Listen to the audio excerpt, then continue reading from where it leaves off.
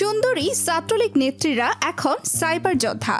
রাজপথে তাদের উপস্থিতি ছিল দাপুটে, ক্যাম্পাসে ছিলেন আলোচনার কেন্দ্রবিন্দু, আর এখন তারা সক্রিয় ভিন্ন এক মঞ্চে সাইবার দুনিয়ায়।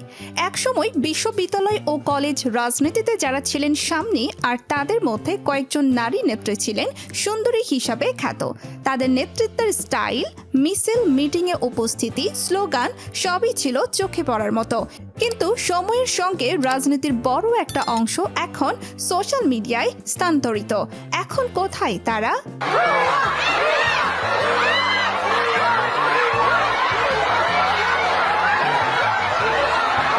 সুন্দরী বলে খ্যাত সেই ছাত্রলীগ নেত্রীরা যারা সাইবার জগতে ছিলেন যোদ্ধা, ক্যাম্পাসে ছিল আতঙ্ক। গণ অভ্যুত্থানের পর তাদের আর খুঁজেই পাওয়া যাচ্ছে না। গণ অভ্যুত্থানের পর সব যেন পাল্টে যায়, আর একে একে আড়ালে চলে যান আলোচিত নেত্রীরা। এখন কোথায়, কেমন আছেন সেই আলোচিত ছাত্রলীগ নেত্রীরা? শুরুতেই বলছি আতিকা বিনতে হোসাইনের কথা। ছাত্রলীগের সাংগঠনিক সম্পাদক ও ঢাকা বিশ্ববিদ্যালয়ের রোকেয়া হল শাখার সভাপতি ছিলেন তিনি। আতিকা বিনতে হোসাইনের নিপীড়নে অতিষ্ঠ ছিলেন হলের সাধারণ ছাত্রীরা। মিছিলে যেতে বাধ্য করা, অন্যথায় মারধরের শিকার হওয়ার ভয়ে আতিকা ছিলেন শিক্ষার্থীদের এক আতঙ্কের নাম। যেমন কমিটি বাণিজ্য, সচিবালয়ে তদবির সহ নানা অভিযোগ আছে এই নেত্রীর বিরুদ্ধে।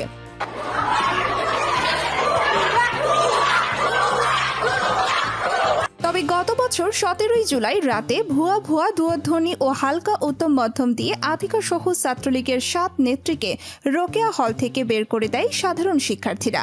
এরপরই আত্মগোপনে চলে যান তারা। তাদেরকে আর দেখা যায়নি জনসম্মুখে। তামান্না জেসমিন রিভা ইডেন মহিলা কলেজে শাখার সভাপতি। তিনি 6টি হলের 38টি কক্ষের অঘোষিত মালিক ছিলেন। অভিযোগ আছে তিনি প্রতি মাসে প্রতিটি সিট থেকে 2000 টাকা করে ভাড়া নিতেন সাধারণ শিক্ষার্থীদের কাছ থেকে। এরপর ছিলেন রাজধানীর government college of applied human science home economics শাখা ছাত্রলীগের সাধারণ সম্পাদক আকলিমা আক্তার প্রভাতী। গত সেপ্টেম্বরে বিয়ের পিড়িতে বসেন তিনি। আর রাজনীতি নয়, সংসারে মনোযোগী হতে চান বলেই সম্প্রতি গণমাধ্যমকে জানিয়েছেন তিনি। এছাড়াও ছাত্রলীগের কর্মীদের মারধর করে হাসপাতালে পাঠিয়ে আলোচনায় আসেন ঢাকা বিশ্ববিদ্যালয়ের শামসুন নাহার হলের সাধারণ সম্পাদক ও ছাত্রলীগের কেন্দ্রীয় সহ সভাপতি জেসমিন শান্তা। তবে শান্তার বিরুদ্ধে গ্রেফতারি পরোয়ানা জারি রয়েছে। ছাত্রলীগের ক্ষমতাধর নেত্রী হিসাবে পরিচিত ছিলেন বেনজির হোসেন নিশি। অভিযোগ আছে লেখক ভট্টাচার্যের কমিটি বাণিজ্য সহ চাঁদাবাজি থেকে প্রাপ্ত অর্থের 4 ক্যাশিয়ারের একজন ছিলেন তিনি। ফরিদা পারভিন সর্বশেষ ছাত্রলীগের কেন্দ্রীয় কমিটির সভাপতি হতে দৌড়ঝাঁপ করছিলেন তিনি। তবে সেই আশা পূরণ হয়নি। শেখ হাসিনা ভারতে পালিয়ে যাওয়ার কিছুদিন আগে আওয়ামী লীগের শীর্ষ এক নেতার সুপারিশে ঢাকা সিটি কলেজে প্রভাষক হয়েছিলেন তিনি। তবে 5 আগস্টের পর তিনি সেই চাকরি হারান, চলে যান আত্মগোপনে।